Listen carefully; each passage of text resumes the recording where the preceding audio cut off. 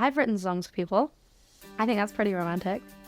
Like, surreal, because I live in London, so there was a week where just every day I was like commuting to Wembley, and people really seem to have a sort of spiritual cleanse to Lost the Breakup. I feel like I see some like exorcisms going on in people's eyes. Hi, I'm Maisie Peters, and I'm getting up close with Cosmo. I wrote this album about the last year of my life, and it's sort of a breakup album, sort of. I think I write music more to sort of document and chronicle and then have it down. There's something, it's quite like regimented in me. Like I'm the daughter of teachers, so I think there's something in me that just wants to like have the facts down. I think I was a lot more purposeful when writing album 2 than album 1. Album 1 was sort of a flinging of ideas and thoughts and every idea I'd had up until 20. Whereas this album I wrote in less than a year really, and so when I was going to the studio I also had less time because I was on tour a lot. I had to be a lot more focused in what I was talking about, which was easier maybe because there were specific things I wanted to talk about, but yeah, I think it was more purposeful in its creation. I mean, I think I have a song called You Signed Up For This for my first album, and it says, I still haven't got my driver's license. And so I think people would be surprised to know that since writing that song, I actually do have my driver's license. It took me 3 times though, and I'm not a very good driver, and I've only driven once this past year. And none of my family will get in the car with me. I have a few things I always do. I do my makeup. My photographer Soph does my hair with a Dyson Airwrap. We do our warm-ups. Myself and Tina, my keys, I do some stretches sometimes if we can be bothered. And then I have like a little honey drink that I always drink. And I play the pre-show playlist, which I've invented, which is varied. It's got like Black Eyed Peas, High School Musical, The Eagles, Michael Bublé, Drake, because there's a huge variety. And then we do we have a handshake thing, myself and the band, and then we go on stage. The worst thing is, at least right now, the sort of constant need to post about yourself, and not even really post about yourself, but just constantly be present everywhere all the time. I don't think that's like necessarily the healthiest thing, but it's kind of nice to look back on, I guess. There's a lot of photos of me. When I'm an old lady, I'm going to be like, look at all these great photos of me. So that's probably the worst thing. And the best thing is just being able to make music and then share it with people and have people want to listen. I think that's like the coolest thing. I was starstruck when I met last year.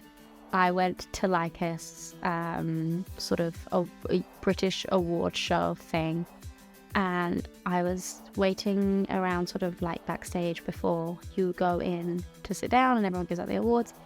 And I heard through the grapevine that there was a man there, and the man's called Tim Peake, and he's an astronaut, and he's a big deal in my family. He like went to the school that my dad's a teacher at, so I had Tim Peake was there, and I was thrilled. So I like went over and waited really awkwardly while I was talking to someone, and then I like was like, hello, excuse me, like, I am Haley, I'm like, my family just really like you, and then we got a photo together, and then I sent it to my dad, and then it went in the school newsletter and also on their Facebook page.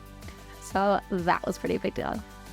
There's a song that I think encapsulates love truly and deeply, and when I think about love songs, I think about this song, and I don't know if I know any other songs that I think like capture it in the same way. And that song is Billy Joel, She's Always a Woman. And I just think it's so good. And every time, if I'm like slightly drunk and I'm sat next to somebody and I've got the aux, I'll put this song on and then I'll just like yell at them about it for ages. I'll be like, you don't understand how good this song is. And like, Billy Joel knows this woman so well, and and it's crazy like to be written about so accurately, and it's like he knows her so, and I'm literally doing it. I'm sober and I'm doing it anyway. That's what I'm gonna say. One time I was on tour last March, and I was in Amarillo, and I was in a Denny's in Amarillo, and there was no one else at the Denny's, and I was with some people I was on tour with, and we were just sat there, and these 2 girls came over, and they'd driven to the Denny's because I posted a little photo of my story, and they'd driven over, and they had my CDs, and they wanted me to sign them. And it was just the craziest thing because there was literally not a single person. There was not a soul in sight. And yet these two girls had discovered us. And I thought that was very funny. So those two girls. Wow, that's an impossible question. It's impossible to choose. But I will say that Red is cool because I've been two different ages. Like I remember being, however, like 14 when Red came out the first time. And then obviously I was 21 when Red came out the second time, or 22, 21 I think. So it's cool. I have vivid memories from both stages of my life to that album. I was busking and I was outside the Brighton Library and these two girls came up to me and they gave me some hummus chips. And they'd written a note on the hummus chips and it was like, "You're great, girl. Like you're gonna do so well. See you headlining Glastonbury." And I still have the note and it's up on my pinboard in my shelter bedroom and I saw it the other day. Maybe there's a song called "Want You Back," track 5. That song is quite sad. I had to do it in 2 halves because I did the first half and I was like, this is too sad, I'm going to sleep.